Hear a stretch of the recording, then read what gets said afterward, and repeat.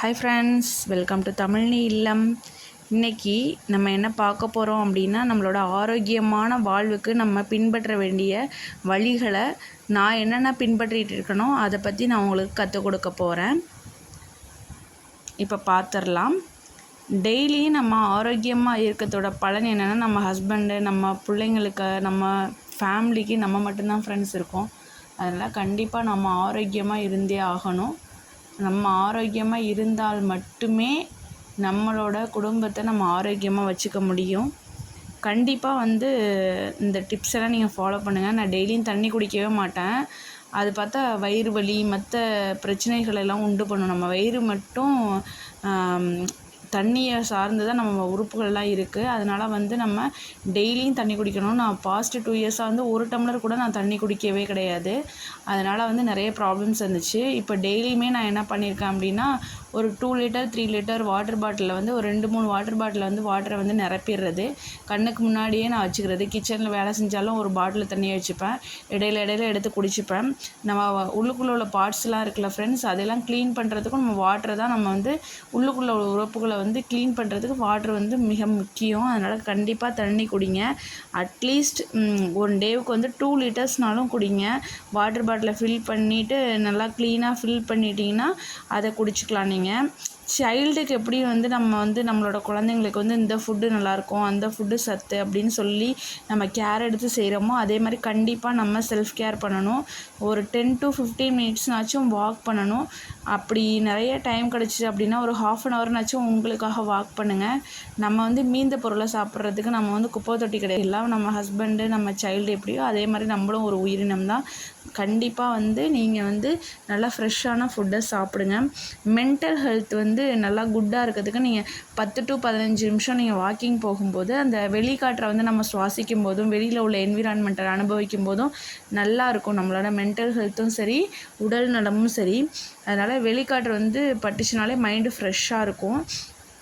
Evening நல்லா விளக்கேற்றி சாமி கும்பிட்டு ஃபஸ்ட்டு நல்லா தலையெல்லாம் சீவிட்டு பவுடர்லாம் அடிச்சுட்டு விளக்கேற்றி சாமி கும்பிட்டு ஒரு மாடி மேலே போய் நீங்கள் கொஞ்சம் நடந்தீங்க அப்படின்னா ஈவினிங் டைமில் உங்கள் உடம்பு மனசு எல்லாமே ஸ்ட்ராங்காக இருக்கும். ஈவினிங் ஏதாவது வெஜிடபிள்ஸ் வாங்குறதுக்கு வெஹிக்கிள் எடுக்காமல் நீங்கள் ஒரு ஷாப்பில் போய் நடந்தே போய் வாங்கிட்டு வரலாம். அதே மாதிரி ஃபோனில் சில ஆப்ஸ்லாம் இருக்குது. அதெல்லாம் டவுன்லோட் பண்ணிங்கன்னா நீங்கள் எத்தனை ஸ்டெப் நடந்திருக்கீங்க அப்படின்னு அதுவே கால்குலேட் பண்ணி காட்டும். அதுவே உங்களுக்கு மோட்டிவேட் ஆகும். இத்தனை ஸ்டெப்ஸ் நடந்திருக்குமா அப்படின்னு. ஒரு நாளைக்கு 10,000 ஸ்டெப் நடக்கணும்னு சொல்கிறாங்க. அட்லீஸ்ட் அதில் ஒரு கால்வாசினாச்சும் நம்ம நடக்க முயற்சிக்கணும். அதே மாதிரி ஃபுட்டு ரொம்ப சத்துள்ளதாக சாப்பிடுங்க ஃப்ரெண்ட். நம்ம உடம்பு மீந்த பொருளை சாப்பிட்றதுக்கு குப்பை தொட்டி கிடையாது. அப்படியே நிறைய நீங்கள் பொருட்கள் செஞ்சிட்டிங்க, நிறைய டிஷ்ஷஸ் செஞ்சிட்டிங்க அப்படின்னா அது மீந்து போயிருக்கே, அதை வேஸ்ட் ஆகக்கூடாதே அப்படிங்கிற ஒரு எண்ணத்தோடையே நீங்கள் சாப்பிடாதீங்க. தூக்கி போட்டுருங்க. மீந்திருந்தாலும் தூக்கி போட்டுருங்க. மறுநாள் ஒரு நீங்கள் எத்தனை பேருக்கு செய்கிறீங்களோ அதை கொஞ்சம் கம்மியாக செஞ்சுக்கோங்க. மீந்து போயிட்டே அப்படிங்கிறதுக்காக நீங்கள் சாப்பிட வேண்டாம், உடம்பை கெடுத்துக்காதீங்க. அதே மாதிரி குழந்தைங்களுக்கு ஒரு நாளைக்கு 2 முட்டை கூட சாப்பிட சொல்கிறாங்க. அட்லீஸ்ட் நம்ம 1 முட்டைனாச்சும் டெய்லிக்கு சாப்பிட்ணும். நல்லா பிளான் பண்ணிக்கோங்க. முதல்ல வாரத்தில் 4 நாள் முட்டை இருக்கணும், 2 பொரியல் இருக்கணும், டெய்லி கீரை இருக்கணும். அதே மாதிரி காலையில் எழுந்திரிச்சா கொஞ்சம் நெல்லிக்காய் ஜூஸ் சாப்பிட்ணும்.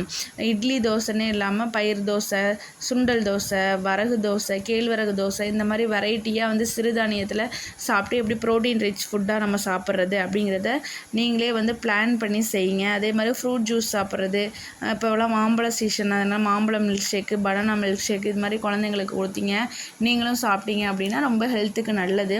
அதே மாதிரி 11 மணிக்கு குழந்தைங்களுக்கு இந்த பிஸ்கட்டு, இந்த மாதிரி ஸ்நாக்ஸு, சிப்ஸு இதெல்லாம் வைக்கிறத விட்டுட்டு நீங்கள் 11 மணிக்கு ஒரு சுண்டல் இல்லைனா சாலடு, காய்கறியெல்லாம் நிறைய கட் பண்ணிவிட்டு அதில் பெப்பர், சால்ட்டு இந்த மாதிரி போட்டு குழந்தைங்களுக்கு பேக் பண்ணிவிட்டு அதே ஒரு பவுல் நீங்களும் வச்சு சாப்பிட்லாம்.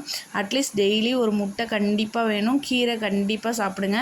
இப்போ என்ன இதெல்லாம் நம்ம செய்கிறதுக்கு நிறைய பணம் செலவாகுமே அப்படின்னு நீங்கள் நினைக்கலாம். ஹாஸ்பிட்டலில் கொடுக்குற பணத்தை இதில் இன்வெஸ்ட் பண்ணும்போது அதை விட இது கம்மி தான். கண்டிப்பாக ஃபுட்டுக்கு செலவழிங்க, அது தப்பே கிடையாது.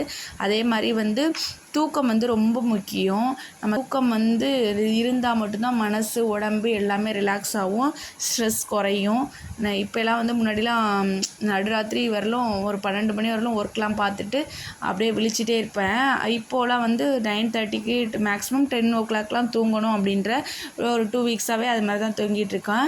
மதியம் வந்து ஒரு நீங்கள் வந்து என்ன பண்ணணும் அப்படின்னா ஒரு 1/2 hour வந்து ஒரு குட்டி தூக்கம் போடலாம். கொஞ்சம் உங்களை அறியாமல் நீங்கள் தூங்கும்போது இல்லைன்னா தூங்கலைன்னா கூட கண்ணை மூடி செத்த நாளே வந்து நீங்கள் வந்து ரெஸ்ட் எடுங்க. தயவு செஞ்சு வந்து நைட்டில் தூங்குங்க. ஸ்ட்ரெஸ்ஸு வந்து குறையணும் அப்படின்னா தூங்குங்க. நல்லா ரிலாக்ஸ் ஆயிடுவீங்க நல்லா தூங்குனீங்கன்னா. அதுக்கப்புறம் உங்கள் ரொட்டீனை நீங்கள் ஸ்டார்ட் பண்ணுங்கள். கொஞ்சம் எக்ஸசைஸ் செய்யலாம். நீங்கள் வந்து அப்படியும் எக்ஸசைஸ்லாம் செய்ய முடியல அப்படின்னா கொஞ்ச நாளே வந்து நீங்கள் வந்து மூச்சை கவனிங்க. ஒரு யோகா மாதிரி வந்து 10 மினிட்ஸ் உட்காந்துட்டு நீங்களே உங்களை செல்ஃபாக வந்து கொஞ்சம் தனிமைப்படுத்திட்டு ரிலாக்ஸாக உட்காந்துட்டு ப்ரீத்திங்கை மட்டும் எப்படி மூச்சு உள்ளார போகுது வருது அப்படிங்கிறது மட்டும் நீங்கள் வந்து பார்த்துட்டே இருங்க. ஒரு கெட்ட பழக்கத்தை விடலான்னு நான் ஒரு 2 வீக்ஸாகவே விட்டுருக்கேன் ஃப்ரெண்ட்ஸ். அது என்னென்னா யாருக்கிட்டையும் கால் பண்ணி பேசாதீங்க. ஒரு 10 மினிட்ஸ் பேசணும் அப்படின்னா நான் ஒரு 1 hour 1.5 hour ஆயிரும். நீங்கள் யார்கிட்டையும் பேசுனீங்கனாலும் அடுத்தவங்களோட குப்பையெல்லாம் வந்து உங்கள் மண்டையில் விழுந்துட்டுருக்கும். அவங்க எதை சொல்கிறாங்க, அவங்க எதை செய்கிறாங்க, இவங்க வீட்டில் அது நடந்துச்சு, இவங்க வீட்டில் இது நடந்துச்சு அப்படின்னு அதர் பர்சன் பேசும்போது வந்து நம்ம மைண்டு ஆட்டோமேட்டிக்காகவே கொலாப்ஸ் ஆயிரும். ஏற்கனவே கொலாப்ஸ் ஆகி தான் இருக்கும். அடுத்தவங்க கதையெல்லாம் கேட்க உங்களுக்கு வந்து நிறைய மைண்டு டிஸ்டர்பன்ஸ் ஆகும். அதே மாதிரி நீங்கள் மணிக்கணக்கில் பேசிங்க, அந்த ஃப்ரெண்ட்ஸ்லாம் யாராச்சும் ஒரு ஹெல்ப் கேட்டிங்க அப்படின்னா ஓ அப்படியா அதெல்லாம் தெரியாதே இல்லையே அப்படின்னு தான் சொல்லுவாங்க. யாரும் உங்கள் கூடவே நிற்க போகிறது கிடையாது. உங்களோட கஷ்டத்தை கேட்டுட்டோ இல்லை வந்து அவங்க கஷ்டத்தை நீங்கள் கேட்டுட்டோ நீங்கள் வந்து அவங்களுக்கும் பலன் கிடையாது, உங்களுக்கும் பலன் கிடையாது. அது ஏன் கேட்கணும், அந்த நெகட்டிவ் வைப்ரேஷனை ஏற்றணும்? அதனால் நமக்கு தேவையே கிடையாது. அடுத்தவங்க பேச்சும் தேவையில்லை, அடுத்தவங்களோட விஷயமும் நமக்கு தேவையில்லை, நம்மளோட விஷயமும் அடுத்தவங்களுக்கு சொல்லணும் அவசியமும் கிடையாது. நம்ம எந்த கஷ்டம் வந்தாலும் கடவுள்கிட்ட சொல்லிக்கலாம் அப்படின்னு நான் முடிவு எடுத்துட்டேன். எந்த ஹெல்ப்பு நீங்கள் வந்து ஏதாவது ஒரு உங்களோட ஏதாவது ஒரு இன்சிடெண்ட்டுக்கு ஹெல்ப்போ இல்லை வந்து நீங்கள் வாங்க அப்படின்னு சொல்லும்போது அந்த நபர்கள் யாரும் வர மாட்டாங்க. இப்போ வந்து எங்கள் அம்மா வீட்டில் வந்து சிஸ்டர்ஸே வந்து கேட்குறாங்க, ஏன் வந்து ஃபோன் பண்ண மாட்டேறா, ஃபோன் பண்ணால் நாங்களாம் ஃபோன் பண்ணால் தான் பேசுகிறேன்னு. அதை கடைப்பிடிச்சிட்டு வரேன். அது யாராக இருந்தாலுமே வந்து ரொம்ப ஒரு 10 மினிட்ஸ்க்கு மேலே பேசுகிறதுலாம் வந்து அன்வான்டட்னே சொல்லலாம். மணிக்கணக்கில் பேசி உங்களோட எனர்ஜி டைம் தான் போகுது. அதுக்கு நம்ம குடும்பத்து வேலையை செய்யும்போது நம்ம வந்து ஒரு ஃபுட்டை வந்து நல்லா ப்ரொடக்டிவாக நல்லா டேஸ்டியாக செஞ்சு சாப்பிட்லாம். நம்மளோட வீட்டு வேலைகளை பார்க்கலாம், நம்மளோட பிஸ்னஸை பார்க்கலாம், நம்மளோட வேலைக்கு கரெக்ட் டைமில் போகலாம், நம்ம குழந்தைகளை கவனிக்கலாம், கணவரை கவனிக்கலாம், மற்ற நம்ம வேலையெல்லாம் ஃபோக்கஸ்டாக செய்யலாம். அடுத்தவங்கள்ட்ட ஃபோன் பேசுகிறத கம்மி பண்ணாலே பாதி வந்து நம்மளோட மென்டல் ஆரோக்கியம் வந்து மேம்படும். அதனால் வந்து கண்டிப்பாக வந்து நல்ல உணவை எடுத்துக்கோங்க. வெளிக்காற்றை வாங்குங்க. முதல்ல வாக்கிங் போங்க. இப்போ குழந்தைங்களே சிலம்பம், கராத்தே இது மாதிரிலாம் அழைச்சிட்டு போகிறீங்க அப்படின்னா அந்த கிளாஸ் முடிகிற வரலும், டான்ஸ் கிளாஸ் இது மாதிரிலாம் அழைச்சிட்டு போகிறீங்கன்னா அந்த கிளாஸ் முடிகிற வரலும் ஒரு 1 hourனாச்சும் நீங்கள் வாக் போங்க. வெளிக்காற்றை நம்ம வந்து சுவாசிக்க அந்த இயற்கையான சூழ்நிலைகளை அனுபவிக்க நேர்மறையான எண்ணங்கள் வந்து நம்மளுக்கு க்ரியேட் ஆகும். அதனால் கண்டிப்பாக வந்து வாக்கிங் போங்க. வாக்கிங் போகிறது உடம்புக்கும் மனதுக்கும் நல்லது. அதே மாதிரி வெளிக்காற்று பட நம்மளுக்கு ஆக்சிஜன் வந்து கிடைக்கும். அதனால் நல்லா கண்டிப்பாக ஃபாலோ பண்ணுங்கள். பாய்.